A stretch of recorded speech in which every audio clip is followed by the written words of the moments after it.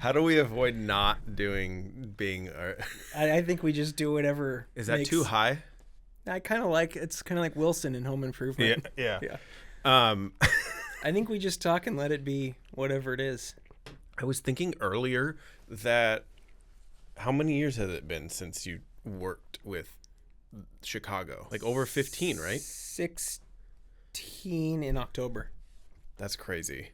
So I was going to say like, I was going to be like, Peter Pardini directed the documentary on Chicago, but there's been a couple. It's been one of those things where over time I've sort of become, someone called me, their production manager on the road called me the memory of the band recently. And I'm like, oh, that's kind of poignant because over time, because of the first documentary in 2017 when it came out, I learned basically the entire history of the group and all the ins and outs of everything they ever did pretty much. But the more you go on, you realize there's so much more. And at this point, I'm like, I could have made an 8-hour series, but it's the thing. It's like, who wants to watch 8 hours of almost anything nowadays? Well, I feel like you not only were you capturing moments in time for them, but you also, for the history of Chicago, you had to go through like archival stuff too, and like go back in time, which is probably, I mean, you can speak to that more. Yeah, you're finally seeing the younger versions of, because you come into it, and I think when I started, the original members were in their mid 60s. Now they're in their early 80s, but that I've grown accustomed now that the images I have of them are actually them when they were like just starting out and excited to be doing something. And they still are excited to be doing it, but it's a totally different thing from, us making movies in our backyard to now where it's like, oh my God, the sound mix. And oh my God, it's like, I remember we used to just shoot stuff and it'd be like, all right, it's edited. we didn't even why think is the audio 7? We didn't even think about sound. Never. But that's actually worth pointing out. Like, we grew up together. There was a group of us. We were always like making videos. And you and I both went into doing like independent, like narrative stuff that we created, some together, some separate. And then we both sort of ventured out into the documentary space, which you might have thought that you would do that. I never thought I could see. So I'm wondering, like, what was it that drew you to documentaries? Because you've done a number of them now, and on different topics too.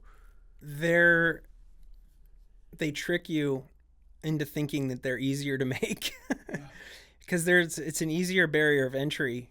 I've always kind of joked that it's been a lot easier to find money to do documentaries budget-wise than it is for narrative. I mean, yeah. And I think that everyone kind of has this perception where, oh, you just show up and you start filming something and then you edit it and it's done. But I mean, the Chicago one took basically not straight, but started in May of 2013, and then it didn't come out on CNN until January of 2017. So it's a 3.5-year period.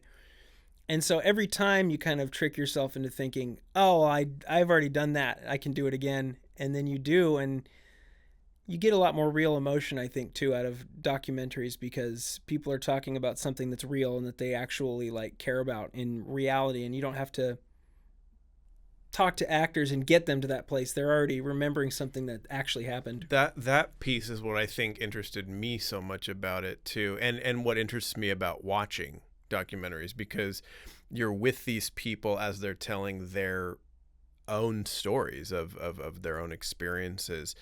I think, kind of getting back to your point, like the difference between a narrative and a documentary too is like, and I've heard otherwise, but for a narrative, you'll have a script. Like, you already know how it's going to end. And then with a documentary, you might interview somebody, right? You sit down, the interviews, that's the easy part. And then they say something and you're like, oh, well, now we have to go shoot that. Or now we have to go interview the person they spoke about. People don't seem to know their speaking themes. When you're in it all the time, and you're in it, meaning editing it, making it, thinking about it, you're thinking about what the themes are of the movie. Or, like, I remember I had finished the Chicago documentary, and the ending of the movie was basically, and they're not in the Rock and Roll Hall of Fame. Can you believe it? And so I was done. It was completed. We were going to screen it, and I get a text that morning. Looks like you're going to have to reopen the edit. And I looked. Chicago, after being years of being ignored, has been inducted into the Rock and Roll Hall of Fame, and I admittedly was like, "Damn it!" I remember, but then it ended up making the movie better. Yeah, obviously. No, I remember when that happened, and it did make for a better ending. You touch on so many different things in the history of Chicago. One being, of course, like the passing of Terry Kath early on, and like what that was like for the band. I'm wondering, like I interview people on these types of things a lot now, and I'm wondering like what that experience was like for you, asking the original members of the band what their experience was like with Terry and losing him, and how the band moved on after. Yeah, I was terrified to ask them because I was pretty green in terms of interviewing people. I mean, I learned how to interview people by basically going on the road with them. But, looking back, it's interesting how little I did know even while making it. And I don't think I kind of hinted at it with somebody like Robert Lamb, but I don't think I outright asked him like, "Oh, how did it feel when you got the call that Terry died?" But with Lee, I had more of a rapport with asking that question, and he's like, you want to talk about somebody who is able to recount a story but also like not be insecure about just breaking down crying on camera, which is something that a lot of people can't do. Like, people will shut it down, and that's one of the things with documentaries, that you could be talking about the worst thing that's ever happened. And I think in terms of Chicago, Walt Parazater just passed away. And I don't want to use any words like but like he's 81 years old, and he had been struggling for a long time with Alzheimer's, and it still was like, it hit like a punch to the stomach. But there's something about losing someone at 31, I think Terry was, in such a senseless way, that it just is like time travel, like you're automatically back. And so I don't know what that is. I don't know if that's, not dealing with grief, because I think the way that they've always gone through everything is just by continuing on and then dealing with it over time. And they're all incredibly like well-adjusted people for being rock stars and in their late 70s, early 80s. And for me, asking the questions like that were a lot harder then than they are now, because now I see that what's the reason to make this movie unless you're going to talk about the things that everyone's thinking who's watching it, the things that they've experienced, those big upsets or those big life changes. What do you think has kept them together all these years? Because it's been over 50 years now, right? It's 60 years in February. But here's the thing: is there is currently one guy touring left, and it's Lee.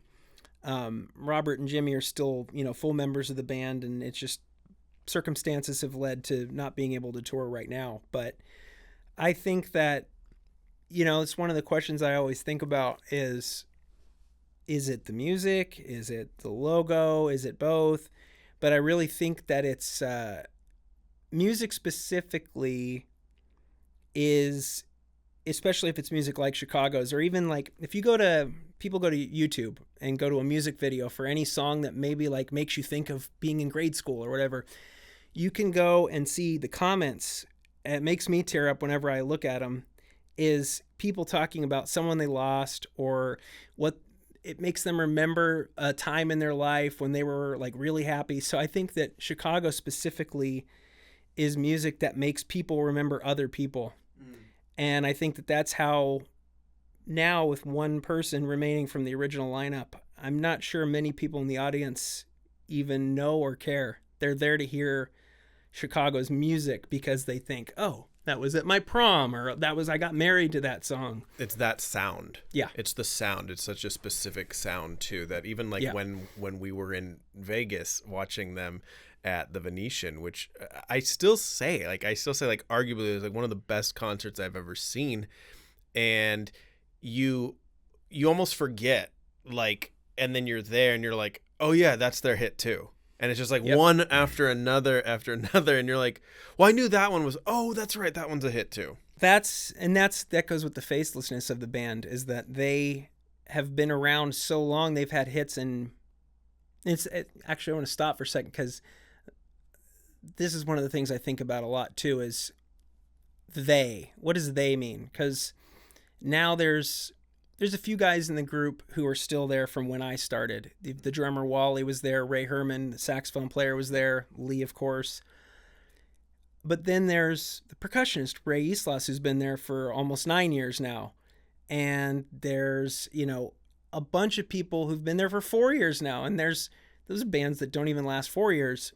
And so for me, when I think about what you just said, is that 200 years from now, there could be recitals where people are playing Chicago music, and they're not playing Robert Lamb music or James Pankow music or Lee Loughnane music. They're playing Chicago songs the same way that Chopin is played, or Beethoven. It's like I think people understand that when they go see Beethoven's not the guy up there playing it.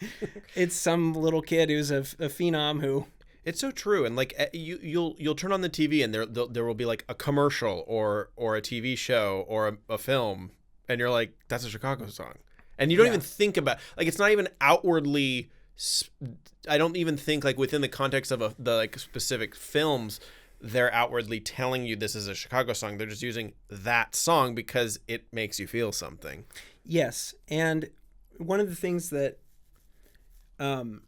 recently.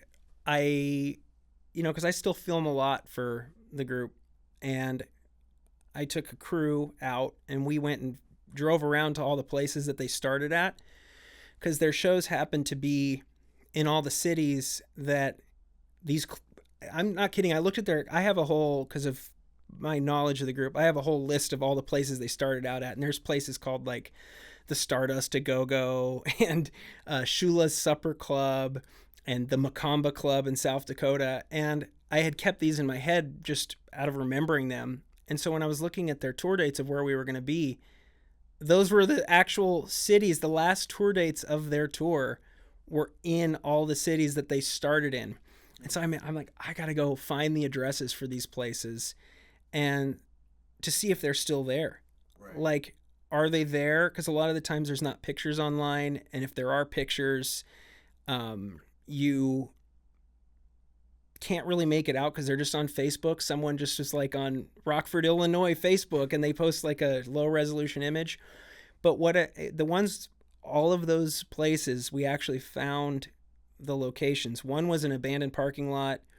One was still the same building, but no signage. So it was kind of like, it was like a billiards pool hall now. And then another had...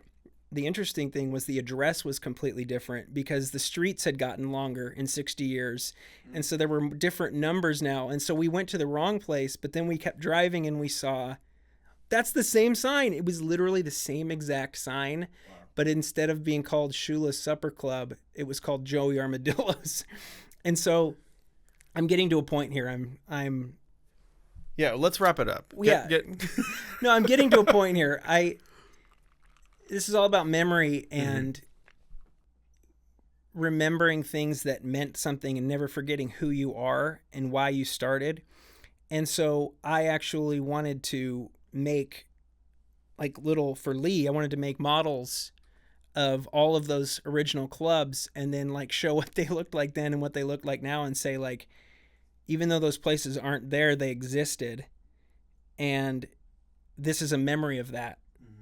And so to me, that was important because they're coming up on 60 years and they were just starting in these small little clubs there might be 10 people in there. Right.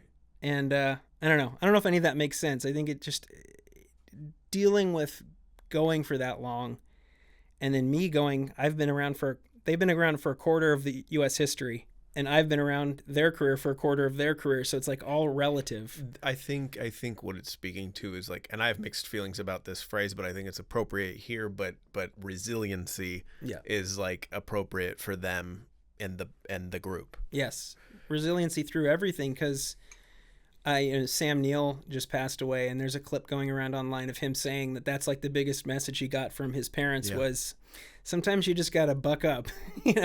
Things are going to be hard, and you're going to be dealing with a lot, whether it's stress or loss or whatever, and then you've just got to go. Yeah, there's something interesting to that and about the way the band has moved forward through the years and like with all these changes, like with the grief and with the loss and with the different dynamics of people in the group, and they still continue to move forward with all of that. Yeah, it's pretty remarkable.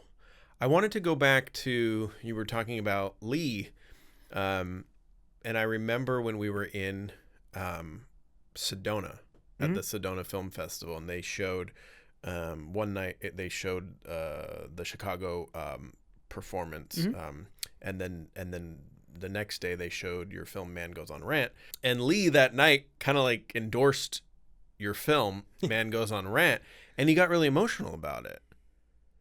And I'm wondering like how that was for you, and what do you think that meant to him in that moment? Lee's very, like I said, instant recall. So if he brings up Terry or he brings up 9/11, it's like an instant thing. And that's Man Goes on Rant is a movie where, I'm not going to spoil it, but it is a movie where you think it's about a crazy guy who's just got all these conspiracy theories, and he talks about 9/11 all the time and COVID and all this stuff.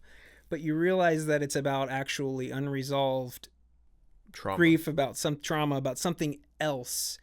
And so I think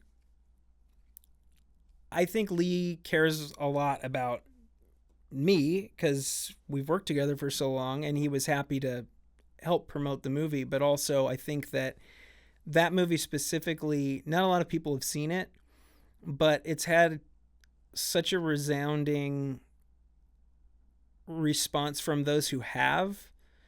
And that's really, that's one of the struggles now with filmmaking, is that you kind of have to resign yourself to the fact that if you're making a narrative film, no one's really going to see it until it catches on somehow. I think you and I talked a little bit like about it, and correct me if I'm wrong, but like you pulled from personal experience to sort of create this story, right?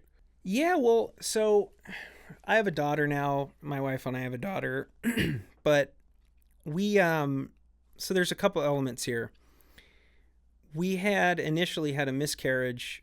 My wife had a miscarriage, and, it was very tough, very difficult. But what we found was, it's not funny, but we found that a lot of people have had that happen, and they go, oh yeah, that's happened. And then you're like, why did I never hear about this before from anybody? And it's like, it's a big deal, but it's not, I didn't feel,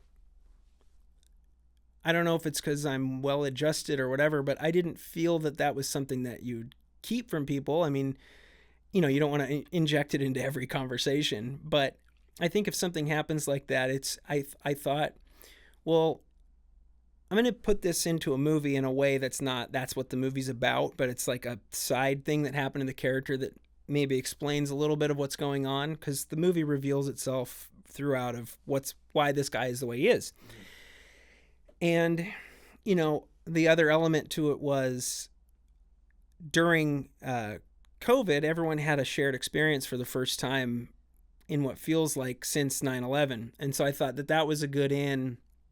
At the beginning of the pandemic myself, I was bored at home and started putting together this documentary that was an all archival documentary of basically the United States' history from 9/11 through COVID, to show just like a robot chicken, cut, no commentary, nothing, no interviews, just showing U.S. history. And it's like, it's a lot. And it's interesting, people like saw that and it was like, that's too much. And I thought to myself, well, that's interesting. People watch the news all day long. They argue about the news. Everyone's unhappy. Everyone's looking at everything. But this movie that encapsulated it in 90 minutes, that's too much. But we do it all day, every day. So it was kind of a bunch of different experiences where I then injected that movie, that documentary that never came out, as part of the plot of what this character was doing. So in that way, those two scenarios, it was autobiographical, but everything else was just kind of me trying to understand why somebody would feel the way that they feel and not have it be like you start as a movie almost that looks kind of judgmental of the character, but then it keeps going and then you understand by the end like exactly why. That's why it's called Man Goes on Rant, is because at the beginning he's kind of a newspaper headline where it's just like if you read, oh, man goes on rant in bar, man goes on rant and fight breaks out, and he's just a newspaper headline, and by the end he's a person. You mentioned like 9/11, the years between 9/11 and COVID, and I feel like for the millennial generation, those are unequivocally like Our entire adult life. Yeah, well, it's just the most significant like parts of history, I think, in our lives. Around the time I was doing Meet Me Where I Am, I heard or saw a video of somebody saying 9/11 happened in 2001, and it took till the global pandemic for us to actually start talking about grief and loss. Oh yeah, I mean, specifically, about 2 months into COVID, when you saw just how, I don't want to say unhinged, because it's, again, and that's the newspaper headline, but how unhinged things became, not people, but it seemed like, what is going on with everyone? Like, everyone's just like suddenly acting out in every way, and on all sides of the political spectrum, in any case. And I thought to myself, I was like, I wonder if a bunch of people are thinking about death for the first time in their lives, like really thinking about it. Because for me, I remember growing up and being like, that was like my first like existential dread thought was like, wait a second, I die and then it's just forever. And it's like, you have that like that suffocating feeling. And so I was used to having that thought before. And I don't know if a lot of people did until the threat of an outside force they had no control over. Yeah, it made you question your own mortality. I don't know if you remember this, but when we were kids, you came up to me and you said, wouldn't it just suck if we just never died and lived forever? That's the other side of it. That is the other side of it, because I think that's why the thought of being dead forever is so scary. It's the same reason that being alive forever, because it's like there's never, I don't know. I've heard a family member who lost a son. He said, because I don't know if he had a lot of therapy or whatever, but he just over time he realized, oh, you know what, we're supposed to die.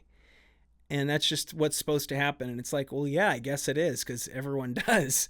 So there's a little bit of comfort in that, even though it's still scary. But also with the COVID thing, I think that, that in Man Goes on Rant is really just, it's not really about the fear of death. It's just like the denial of reality and accepting reality, even though you don't like it, you're accepting it. I really enjoyed it. Knowing you for as long as I have, and knowing like how, I mean, you may not think so, but you have a style, like it's certainly like your style.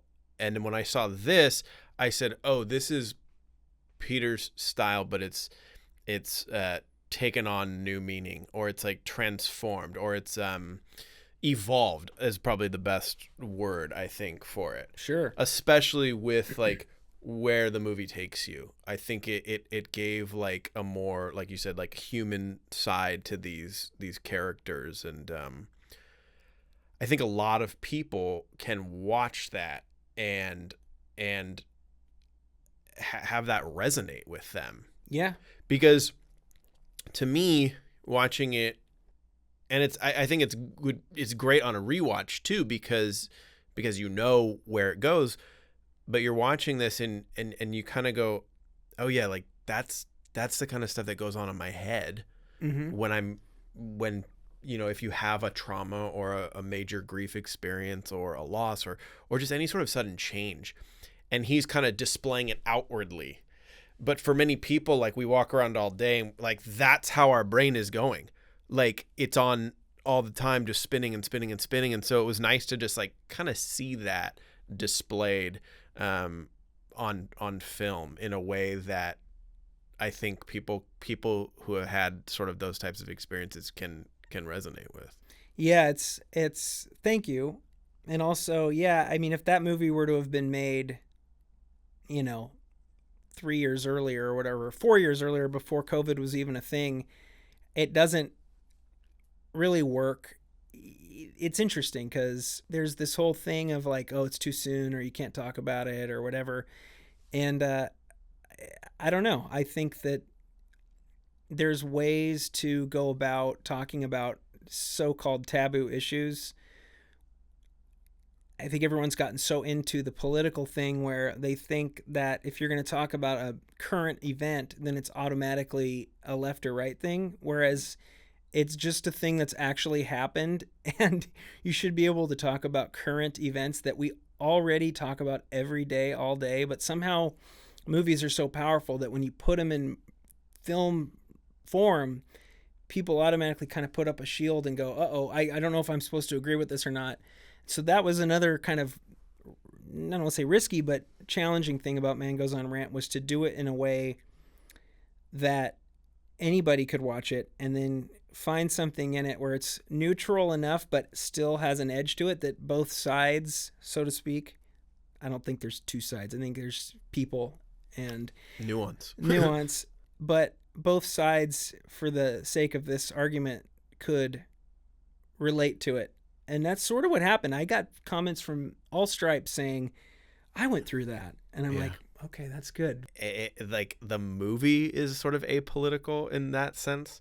But I think because, again, dealing with like mental health struggles or trauma, I mean, people of all walks of life deal and have dealt with that. And I think that's what the movie does well. Thank you. Yeah, I that was the goal, is just showing events and letting people kind of deduce what they want from it. There's something in film called the Kuleshov effect, which it's essentially, they got a picture of a guy, or a video of a film of a guy just staring into the camera like this, and then edited it to different events happening, and each audience thought, oh, he's scared, or oh, he's angry, or oh, he's like thinks it's silly, but he's literally just has the same exact face, and everyone, it just matters what you're cutting to. And so I kind of thought that was an interesting ideological inspiration for how to approach the movie. Is the movie talks about politics the entire time, but it never has an opinion on it. It's just like, oh, what about this? What about that? Right. And it has an effect on the people who see it, and I hope it, over time, more people discover it. But it's out there. So where can we see it? Where can I see it? Oh, it's on Tubi now. Oh, nice. Yeah. It's on Tubi. It's streaming through Gravitas Ventures. Tubi is arguably, and I'm not joking, it's arguably one of the best user-friendly streaming sites with some of the best films on it. Yeah. Do you care to talk about anything else that you're working on? Or now that I'm almost 40, I want to try to actually get a real narrative feature made. But I learned over time that I really just like making movies. Yeah. So, yeah. I mean, that's how I've always known you. Yeah. I mean, that's right. That's why. But you have this idea of what Hollywood is, and then it's right. changed over time, and it's. But I think, like, kind of like what we were saying earlier, is like, I always knew you as like a storyteller, and yes, that bled into documentaries, but I know that you like creating characters and and telling your own stories that you've kind of come up with and created. Yeah, developing things over time and come to building that style that we talked about, where you just inherently, because of the limitations that we've had over the years of making stuff, you build. It's weird. If you just keep going, you end up developing a style because you just kept making stuff. And I want to now put that to where I can pay everybody. Well, it's like how many times, like when we were in our early 20s, where we like, well, we can't afford to make a plank of wood float, so we have two guys off, just out of frame, holding a piece of wood and making it float, and it works. And so it actually, I think when you're working with a lower budget, it actually like heightens your creativity, because you have to be creative, because you say, how can we tell this story given these parameters? Have you seen The Fabelmans? Yes. Yeah, that's one of Spielberg's best. In I love Spielberg; he's my favorite filmmaker. But that's why I think that movie was so good, is because he was allowing himself to like relive his childhood and seeing. I'd seen them all. We've seen all the stories in the making ofs before, but to actually see an actor portray him figuring it out. One of my favorite parts of that movie is when his dad's like, "You got to go do this on this weekend," and he's like, "Dad, I just organized all these 25 people to come and help me make this movie," and I'm like, I recognize that as starting out, where your parents think you're making movies and having fun, but they can't, because it's not their dream. They don't see how gut churning it was even when we were in high school making Shooting Blanks, where it's like, we got to get Bo Shu to be in this movie. He's a big get. Bo Shu. We got to get Matt Laird. He's really popular at school. We gotta lock him down. That's something that you view it as a child. You view it the same as if you were trying to get DiCaprio now. It's the cool kid in class is going to be in our movie. I think what were we, 16 and 17? I would come home. I would come home and I'd be like, "No, Mom, no, Dad, we're making a real movie. It's gonna get into Sundance." and no, but it's like, you've said this to me like so many times, and I agree with it. It's good that we did everything we did then. Yeah. Because if we never touched a camera, if we never picked up a camera when we were 12, 13, 14, 15, we would have gone to film school and been starting this for the first time, and then that's when we would have There's people our age who are just now, I'm like, oh, that's their Shooting Blanks. Like they just, and it's good, but it's like, thank God we had great parents who maybe they didn't understand or feel it. I guess they didn't feel it, but they supported it. And that's really where I feel lucky. And I feel lucky that, because I think it's necessary, you have to be kind of delusional every step of the way. Yeah. To think you can do something that's almost impossible. Do you remember when we went to the Big Bear Film Festival and there was a short film that we watched? We were there for Black Cat, I think. Mm-hmm. Yeah. And we watched this girl that had done a short film. She was like, I think maybe a first-time director or something. And it was really good. Yeah. And she got up and she spoke after, and she said, I know it sounds cliche, but you have to make the film as if you're changing the world. Yeah. And that really just like stuck with me, because it kind of goes to that whole thing, like, if you can just make one or two people feel something or move them in some way, you're actually making that change. Yeah, absolutely.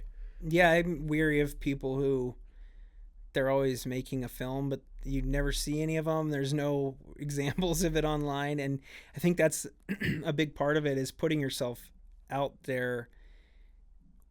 There's, the bell curve. I always talk about the bell curve, but you start out thinking, like we did, let's invite everyone we know to see this movie at this theater. Let's have 2 screenings, because we're going to need one for parents and family and one for students. Yeah. And we did that.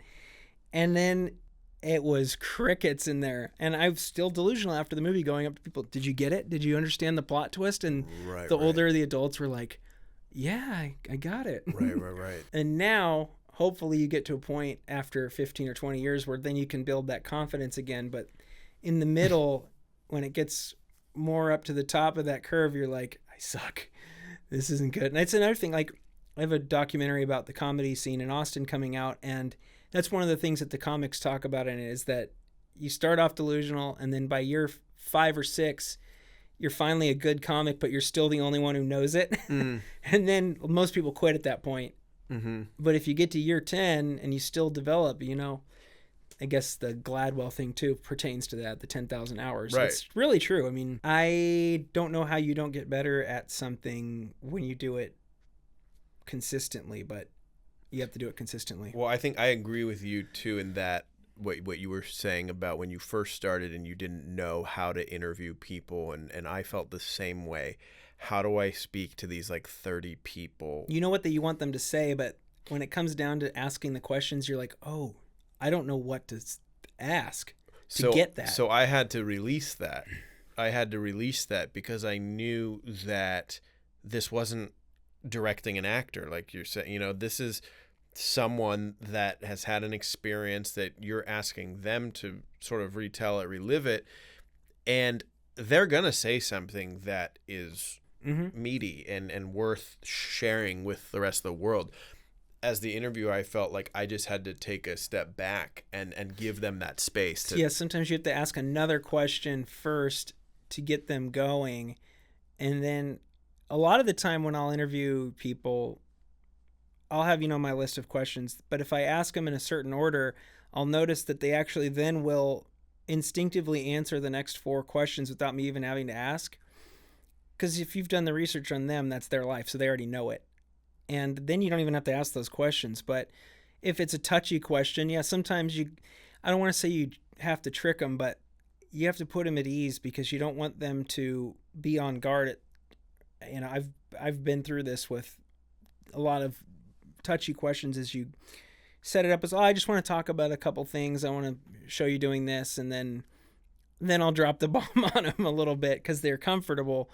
And sometimes you got to do that. It's Spielberg did it in Close Encounters with the kid. I mean, that's really when you work with kids. I think I've never really done it, but what I've seen him say is that you have to treat them like adults, but then also it's almost documentary level where you have to trick them into doing the thing you want them to do. Because if you direct a kid, they're just not going to do it right most of the time. And so with Close Encounters, he would have like crewmen off the screen holding up toys, and like in the movie he's looking out the window and he goes, toys, but when it cuts to the spaceships, it's like, oh man, that's such a cool thing that he said toys, but it was just him literally looking at toys off screen. Yeah, that's now I have to rewatch it, and with that in mind. Before we go, I wanted to say you and I have known each other for over 30 years. Wait. Yeah. Damn. Yeah. Probably. Well, we were no second grade, so 6 years old, so 31, 32 years. How do you feel that you've changed over all the time we've known each other? I mean, you and I have been together through like all different points in our lives now, like breakups and life changes and moving different places. And I'm just wondering, like, if you were to like kind of spread it out and like look like, how have you moved forward through everything?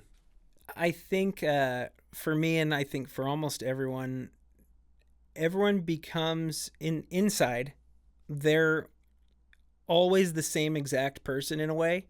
Like, you know, there's obviously emotional development and all that, but I would say for me, I've always been, when I grew up, and I still am inside. I mean, I'm always thinking, but I grew up very opinionated about everything. And I've learned how to share only the opinions that just in general, like, to answer an earlier question, actually, of how did they last so long, or how have they last so long? You learn when to get in each other's way, but also when to get out of each other's way. And so I feel like that's something that a lot of people maybe could use now, is just, if something needs to be said, say it. But if it doesn't, just let other people live their lives and don't. That's fair. Be a roadblock for them. I think that's fair. I feel like even like you and I, like when we've like worked on stuff in the past, like I had to learn that as we like went through stuff Yeah. too. Like you don't always know. Yeah, well, filmmaking's the And hardest now I know. because it's I feel so like urgent. Right. And I feel like now I know like how to approach those situations better. But you wouldn't know without doing it. Yeah, and there's still going to be fights. It doesn't mean I don't do it at all. It just means I do it a lot less. Right. The same as us with Black Cat. Like, you care a lot about it, and then you get personally, because it's so personal, filmmaking, that you're like, why is he saying that? And then you end up coming to a good compromise. And compromise, someone always loses a little bit. Yeah, and I wouldn't even, at this point, I wouldn't even call them, I mean, I wouldn't call them fights as much as creative differences. People understand what that is. Yeah, but come on. We've fought, though. Arguments are, well, when we're 18, but I think more young men, and it's good for a little bit of roughhousing in terms of, I think there's not any of it now. And it's like, why is there no testosterone but at all? But like today, I mean, like I will watch Black Cat today. Yeah. And be so proud of what we came out really good considering how long it took to make that. And I think the only difference I would like if we were to make that again today, I think it would just be budget. Like to me, like yeah, a little more time and just exploring more takes, really. I mean, but I think everyone's really good in that movie. Like it's one of the only ones. People are still finding it too. That's great. I will get an email like every 2 weeks that like somebody rented it for 99 cents in hell yeah, in raking in those big bucks. Germany or something. Yeah. Yeah. Well, maybe one day, maybe our next documentaries will blow up, and then everyone will go back to Black Cat and Mango's on Rant. There you go. Is there anything you want to say that you haven't said?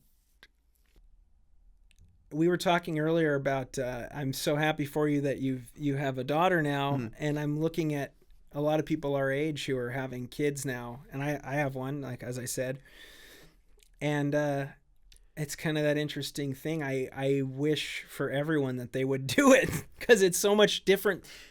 It's hard at first, but it's not hard in the way that you were fearing before, because it's a selfish thing. When it's other people's kids, you're like, oh, I don't know if I could ever do that.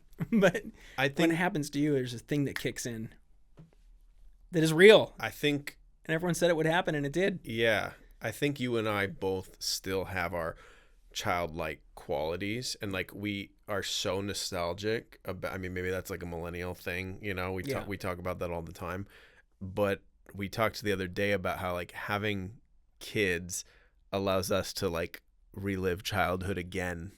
Yeah, it's crazy. Wait until your daughter's old enough where you can start showing her stuff, because that took about 2 years. But the first time she sat on the couch and was just like staring at Home Alone and actually sat there the whole movie. There's something, because what I had to do with her, because kids have an attention problem when they're that young, is I'd have to go, oh, what's happening now? Look, Kevin McAllister, he's going to upset his mom. And she'd like go, upset mom. And so she was like following it because I was helping her through it. But now like my greatest achievement so far is that she wants to watch 3 very specific episodes of Ren and Stimpy. The bath one, the happy joy one, and the fart one. Of course. So those are the trifecta. Watch them 40 times. I was like, do you want to try a new one? She's like, no, just the fart one. That's funny. Before we go, I should... oh, boy. Yeah, it's right here. I wanted to show this. I thought you were going to hand me the Larry King thing. Because this was when... Let's see, can they see it here? This is when we went to Vegas... and Chicago performed at the Venetian, and you were there. You got us tickets and stuff, and this was us with Lee after, which was just like such a cool. It was such a great, like seriously, it was just like a really great experience. And thanks to you, I've known Lee now for 15 years. Yeah, since 2010 or 11 or whenever. Yeah, October 2011. Yeah, and we've done stuff to, and so I think that's cool, and I thank you for that and letting us into part of that absolutely world. They'll be back in February in Vegas. They're on tour with Styx right now. Go see them. I love that. Anything else, Peter? I think that's it. I wanted to give this to you. Okay. It's the greatest interviews with Larry King Live over the last 50 years. Never opened. Well, no, I got it for you as a gift. I would have thought this would have been used because... No, it's brand. I just got it. It's brand new. I'm just saying, I'm surprised there's only new copies. I thought you would have got it at like Amoeba or something because it's been used so many times. It's a digital video disc set. Thank you. I'm gonna cut.